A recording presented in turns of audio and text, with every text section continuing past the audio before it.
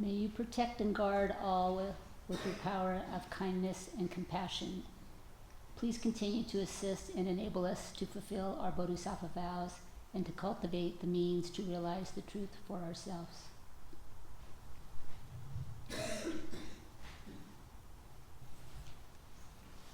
Welcome to the Lankavatara Sutra retreat here at Shasta Abbey in the foothills of Mount Shasta. It's a very good evening. My name is Reverend Enya, and I'm delighted to see you all. I'm honored to be here this evening, and my heart feels very much like the first time I set foot in the Rockies in Colorado. A very surreal, synchronistic deja vu. It changed the direction of life. I love the Rockies, yes I do. If you've never been a Jayhawk from Kansas, you may not understand my joy and soaring heart this evening. Similar to being in the Rockies, it never occurred to me I would be here with all the Buddhas and the ancestors leading the way, with the world-renowned Mount Shasta as the backup singer, and with all of you, precious Sangha, exploring and sharing the Dharma together. I am very grateful. When the Buddha was dying, his students were very sad because they were losing their teacher. People thought that Shakyamuni was a unique person, that no one could take his place. Shakyamuni was the only person called Buddha, and within the Sangha, no one else took the title. But the Buddha told them, if you see the Dharma, you see me. If we study and practice Dharma, if we study and practice the Buddha's teaching and live following the teaching, then we see Buddha. The Buddha's teaching, or Dharma, is not simply the words that the Buddha said. The reality of this entire world is itself Dharma. This reality of all beings is also the Buddha. Early Buddhists named it the Dharmakaya, the way each and everything is. That is the Dharma, and this Dharma is actually the Buddha.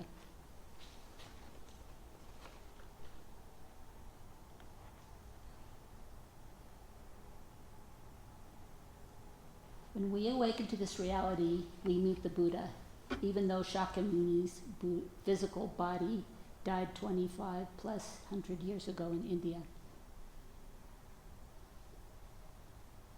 Shohaka Akamura continues when he says, when we see mountains and waters with our true awakened eye, we see the Buddha and hear his teachings.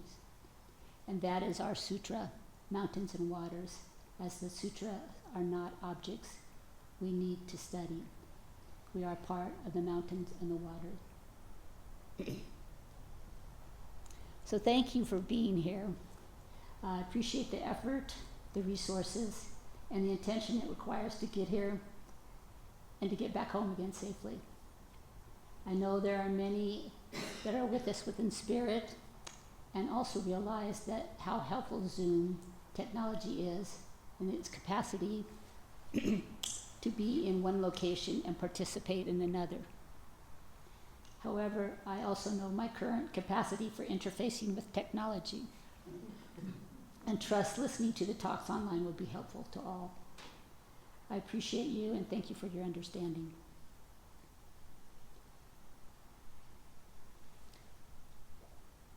I respectfully offer deep bows of gratitude to Venerable Master Daishin Yelan, my master, teacher, and friend.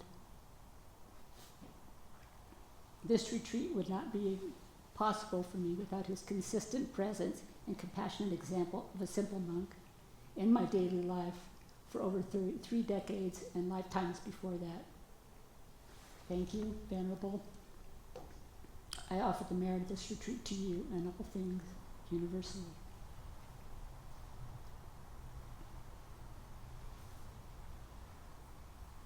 Dear Master Man, I appreciate the opportunity to share the Dharma during this Lankavatara Sutra and all the support of the Sangha.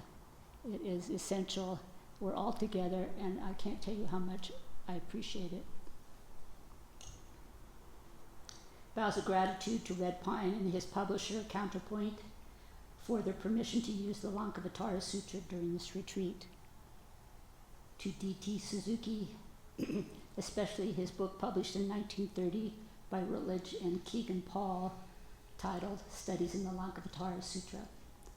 Other primary sources for our Dharma talks this week are Ken Wilber's book written in 1979 and published by Shambhala entitled No Boundary, and Mountains and Water Sutra by Shohaka Akamura, published by Wisdom Press.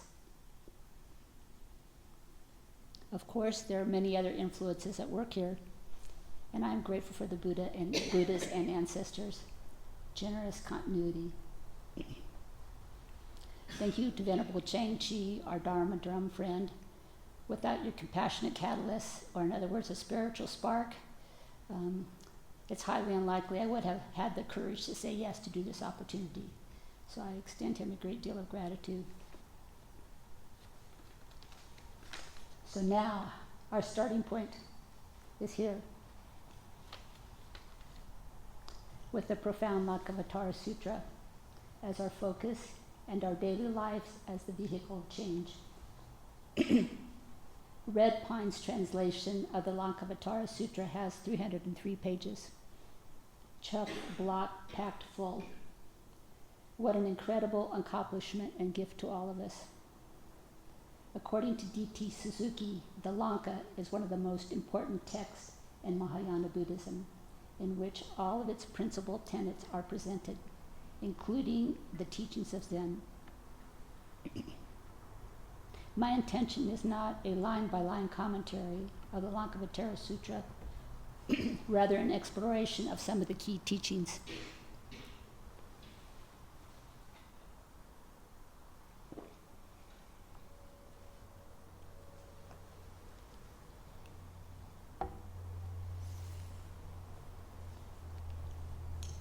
The two main teachings with the most explicit connection to Zen are nothing but mind, or mind only, and self-realization. Much of the sutra after this is increasingly refined application to these principles, to various facets of Buddhism. It may appear during this week from time to time that I'm just circling around, going round and round in circles, and going from the subtle to the coarse and back again.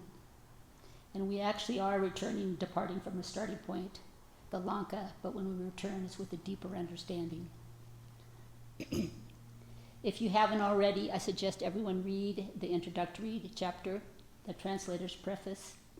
Here, Red Pine eloquently highlights some of the history, origins, and culture of the time, skillfully addresses some seemingly contradictory thoughts into an avenue of acceptance of that is how it is, or you can decide for yourself.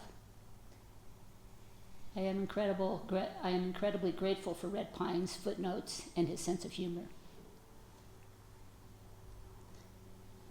I'm sure all of you know I'm not a scholar or a historian.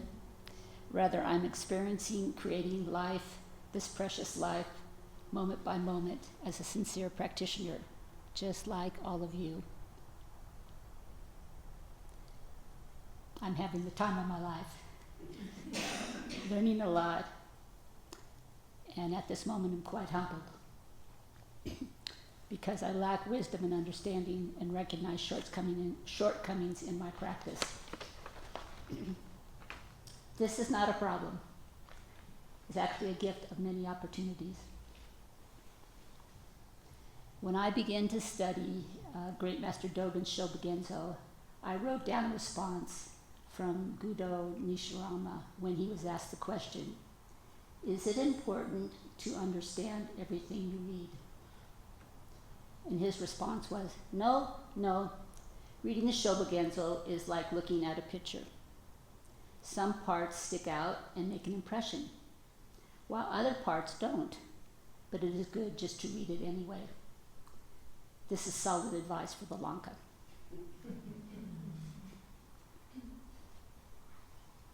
With an abundance of key elements taught in the Lankavatara Sutra, there was no choice other than to surrender it all to the wind and then sift through whatever Dharma floated down into the sieve of trust and faith. This surrender has opened up life and into our talks this week.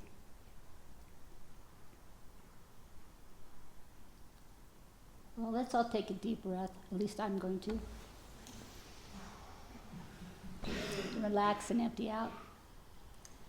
Let us all do our utmost this week to genuinely be a quiet conduit, so the Buddhas may do the Buddhist practice within each of us.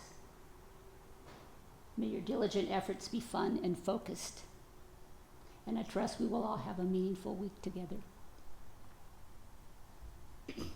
The Lankavatara Sutra is a dense, convoluted, and deep work beyond the scope of this retreat, and my current understanding is a mere scratch on the surface of this tenacious, compelling, inspiring, and unique sutra. This week we will consider the Lankavatara Sutra in the light of how we manifest the practice in our daily life.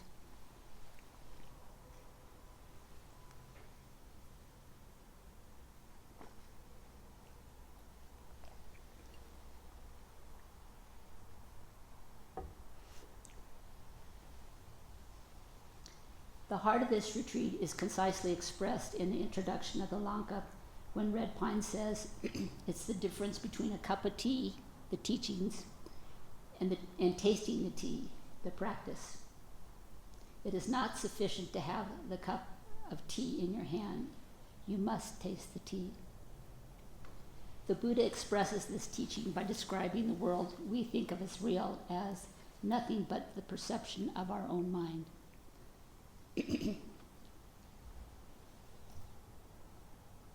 The Lanka seems to appear as a collection of notes loosely strung together, which gives us a partial overview of one of the paths leading to one of the path teachings of Mahayana Buddhism. Its purpose is to lead bodhisattvas to final realization. Excuse me. That is, to be a Tathagata. It recounts a visit the Buddha is said to have made to the island of Lanka, where he explains the Dharma to Sagara, a serpent king, and later at the invitation of Ravana, the king of the island of Lanka, to a vast assembly of advanced monks. This is a sacred text of Yogacara Buddhism and a key sutra in the development of Buddhism through China, Tibet, and Japan, especially in early Chan Zen Buddhism.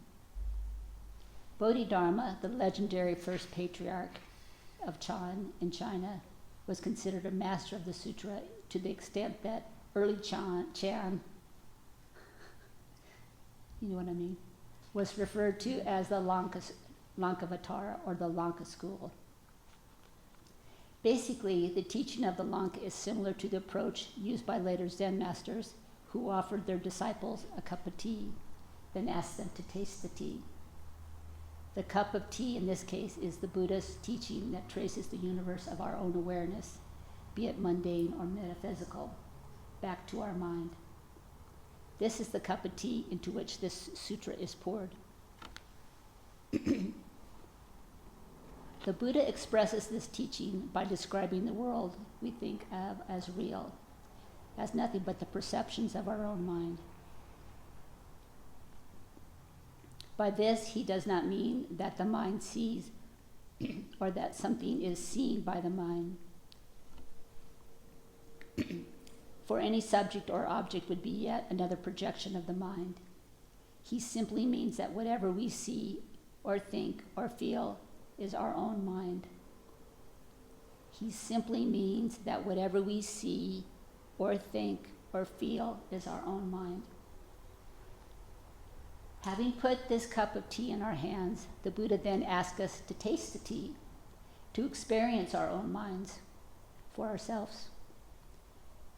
The phrase he uses to express this is personal inner self-realization, or he qualifies the nature of such realizations as the self-realization of Buddha knowledge, deep T. Suzuki noted that the Lanka has come to see that the whole of the Buddhist life is not merely in seeing to the truth, but in living it and experiencing it.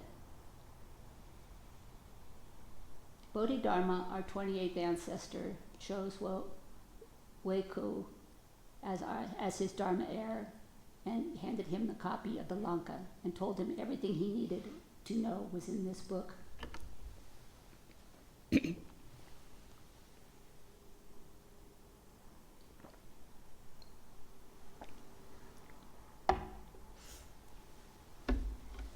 In the Denkaroku, the poem at the end of the chapter on Bodhidharma reads as follows. There is no location, boundary, or surface, so how can anything, even as minute as autumn down, possibly exist? In studying the Lanka this week, I encourage each of you to choose at least one teaching to incorporate into your life. By living in this way, the significant influence that Bodhidharma had on the origins, history, and the culture will be preserved as they are passed on through us. Impermanence molds and shapes everything, a constant flux. So how do we engage with this fluidity? By not being surprised by contradictory thoughts. Rather, a contradictory thought may indicate you need to change your mind, or it might mean that you need to refine your thinking. Another possibility might be to put down your thoughts and opinions, the picking and choosing to make room to listen, deepen your understanding of emptiness. And the Lanka provides us ample opportunity to look at these contradictions, these perceived contradictions. The Lanka also invites us to embrace change, to welcome new experiences, and evolve with each passing moment. The Buddha said that tranquility means oneness, and oneness means Tathagata Garbha, the realm of self-realization, of Buddha knowledge, from which supreme samadhi arises. So tomorrow we will jump in and continue our approach with patience, faith, and trust. I know that it's been perhaps a long day for all of you who have traveled. We get an opportunity to sit tonight, and we will take a deep plunge tomorrow. I thank you all very much, and may you have a peaceful evening. Homage to the Buddha, homage to the Dharma, homage to the Sangha.